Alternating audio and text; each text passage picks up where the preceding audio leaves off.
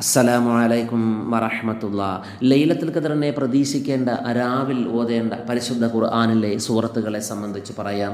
1000 മാസങ്ങളെക്കാൾ ശ്രേഷ്ഠതയുള്ള രാവാണ് ലൈലത്തുൽ ഖദറിൻ്റെ രാവ്. കാരണം 1000 മാസങ്ങളിൽ നാം ചെയ്ത സൽക്കർമ്മങ്ങളുടെ അതേ പ്രതിഫലം ഈ ഒരു ഒറ്റ രാവ് കൊണ്ട് അള്ളാഹു നമുക്ക് നൽകുന്നതാണ്.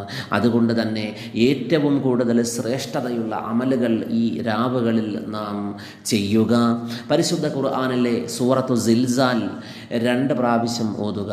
കാരണം ഖുർആനിൻ്റെ പകുതിക്ക് തുല്യം എന്നാണ് സൂറത്തു സിൽസാലിനെ കുറിച്ച് പ്രവാചകൻ പറഞ്ഞത്. അതുകൊണ്ട് 2 പ്രാവശ്യം ഓതുമ്പോൾ പരിശുദ്ധ ഖുർആൻ മുഴുവനും ഓതിയ പ്രതിഫലം ലഭിക്കും.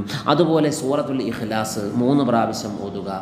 സൂറത്തുൽ ഇഖ്ലാസിനെ കുറിച്ച് പ്രവാചകൻ പറഞ്ഞത് ഖുർആനിൻ്റെ 1/3 തുല്യമാണ് എന്നാണ്.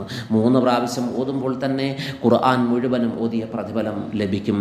അതുപോലെ സൂറത്തുൽ കാഫിറൂൻ 4 പ്രാവശ്യം ഓതുക. കാരണം ഖുർആനിൻ്റെ 1/4 തുല്യമാണ് സൂറത്തുൽ കാഫിറൂൻ. 4 പ്രാവശ്യം ഓതുമ്പോൾ തന്നെ പരിശുദ്ധ ഖുർആൻ മുഴുവനും ഓതിയ പ്രതിഫലം നമുക്ക് ലഭിക്കും. സൂറത്തു തക്കാസുർ 1 പ്രാവശ്യം പാരായണം ചെയ്യുക. ഖുർആനിലെ 1000 ആയത്തുകൾ ഓതിയ പ്രതിഫലം ലഭിക്കും സൂറത്തു തക്കാസുർ 1 പ്രാവശ്യം ഓതുമ്പോൾ. അതുപോലെ ഖുർആനിൻ്റെ ഹൃദയമായ സൂറത്ത് യാസീൻ 1 പ്രാവശ്യം പാരായണം ചെയ്യുക. അതുപോലെ സൂറത്തുൽ ഹശറിലെ ഏറ്റവും അവസാനത്തെ 4 ആയത്തുകൾ ലൗ അൻസൽനാ ഹാദൽ ഖുർആന എന്ന് തുടങ്ങുന്ന ഈ ആയത്തുകൾ 1 പ്രാവശ്യം ഓതുക. കാരണം ഈ ആയത്ത് ഓതി കഴിഞ്ഞാൽ ഈ സൂറത്തുൽ ഹശറിലെ ഏറ്റവും ഒടുവിലത്തെ 4 ആയത്തുകൾ ഓതിയാൽ 70,000 മലക്കുകൾ അവന് വേണ്ടി പാപമോചനത്തെ തേടുന്നതാണ്.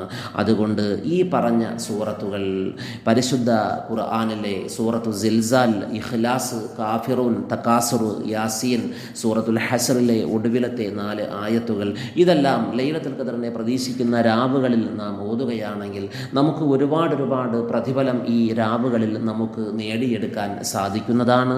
അല്ലാഹു തആല പരിശുദ്ധമായ ലൈലത്തുൽ ഖദർ എന്ന മഹാഭാഗ്യം കൊണ്ട് നമ്മെ എല്ലാവരെയും അനുഗ്രഹിക്കുമാറാകട്ടെ. അസ്സലാമു അലൈക്കും വറഹ്മത്തുള്ളാഹി.